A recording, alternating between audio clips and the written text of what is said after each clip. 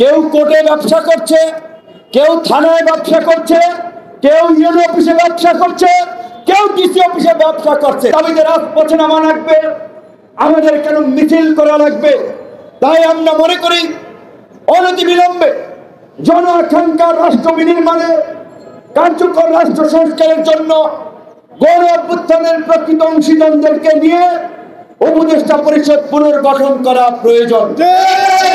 আমাদের নেতৃবৃন্দ বলেছে গত 6 স্থানীয় সরকারের জনপ্রতিনিধি নাই। স্থানীয় সরকার কি গুরুত্বপূর্ণ আপনারা জানেন?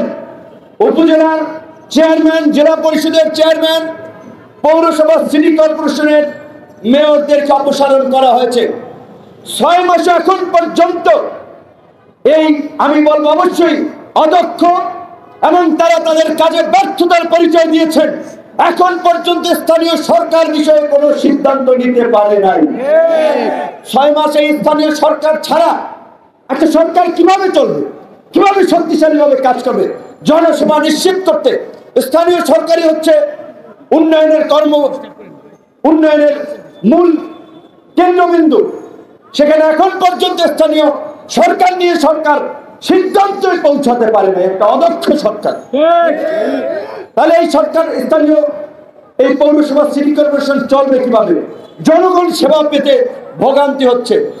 আমরা দেখতে পাচ্ছি কোথাও আমলা, কোথাও বিশেষ ব্যক্তি বিবেচনায় বিভিন্ন জায়গায় নিয়োগ দেওয়া হচ্ছে। শুনতেছি উপজেলা পৌরসভায় প্রত্যেক জায়গায় নাকি এরকম বিশিষ্ট ব্যক্তি ক্রাইটেরিয়া নিয়োগ দেওয়া হবে।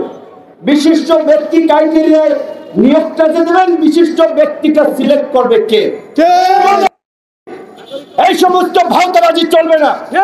পরিষ্কারভাবে আমরা বলছি, আগামী 2-3 মাসের মধ্যে স্থানীয় নির্বাচন দিয়ে দেন এবং এই যে জেলা পরিষদের চেয়ারম্যানদেরকে সরানো হয়েছে, পৌরসভা, সিটি কর্পোরেশনের মেয়রদেরকে সরানো হয়েছে, অথচ ইউনিয়ন পরিষদের চেয়ারম্যানদেরকে আবার রেখে দিয়েছেন।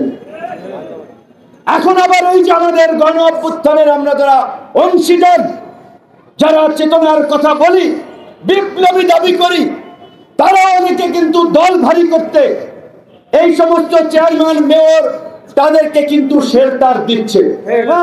এই অপারেশন ডেভিল হান্ট কিংবা এই যে বিভিন্ন ভাবে যারা গ্রেপ্তার হচ্ছে, খোঁজ নিয়ে দেখেন থানায় কারা ছাড়াতে যাচ্ছে।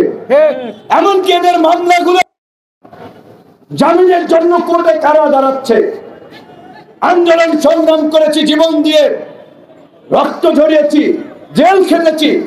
বিপ্লবের পরে নানান সুবিধাভোগী বিপ্লবী তৈরি হয়েছে। কেউ কোর্টে ব্যবসা করছে, কেউ থানায় ব্যবসা করছে, কেউ ইউনো অফিসে ব্যবসা করছে, কেউ ডিসি অফিসে ব্যবসা করছে। বিপ্লবের নামের নব্য ব্যবসায়ীদেরকে আপনাদেরকে রুখে দিতে হবে। এই দেশের একমাত্র রাজনৈতিক দল গণ অধিকার পরিষদ, যারা কোনো সরকারি সুবিধা, প্রেসক্রিপশন, বিদেশি মিশনের পরামর্শে তৈরি হয় নাই। জনগণের চাহিদা অনুযায়ী, জনগণের আকাঙ্ক্ষা অনুযায়ী রাজপথে ধারাবাহিকভাবে গত 7-8 বছরের আন্দোলন সংগ্রামে মধ্য দিয়ে এই গণ অধিকার পরিষদ গড়ে উঠেছে। কাজে আমরা মনে করি আজকে জন আকাঙ্ক্ষা পূরণে এই ভাওতাবাজি এবং ভণ্ডামির রাজনীতির মুখোশ উন্মোচন করার জন্য এবং ফ্যাসিবাদী শক্তি নির্মূল না হওয়া পর্যন্ত গণ অধিকার পরিষদকে রাজপথে সোচ্চার ভূমিকা পালন করতে হবে। 30 তারিখের জেলাব্যাপী কর্মসূচিতে লিফলেট এবং গণসংযোগের মাধ্যমে দেশবাসীকে কানেক্ট করে পরবর্তীতে নিষিদ্ধের জন্য প্রয়োজনে আমরা টানা অবস্থান কর্মসূচি ঢাকায় পালন করব। কিন্তু আমাদের পরিষ্কার কথা, আওয়ামী লীগ নিষিদ্ধের প্রশ্নে গণ অধিকার পরিষদ আপোষ করবে না। প্রয়োজনে যারা আপোষ করবে আমরা তাদের বিরুদ্ধে দাঁড়াবো। ভোটের রাজনীতির জন্য আপোষ করবেন, ব্যবসা বাণিজ্য ধান্দাবাজির জন্য আপোষ করবেন। এই আপোষ যারা করছে, গণমাধ্যমের ভাই বন্ধুদেরকে বলবো, আপনারা এইগুলা নিয়ে একটু খবর প্রকাশ করেন।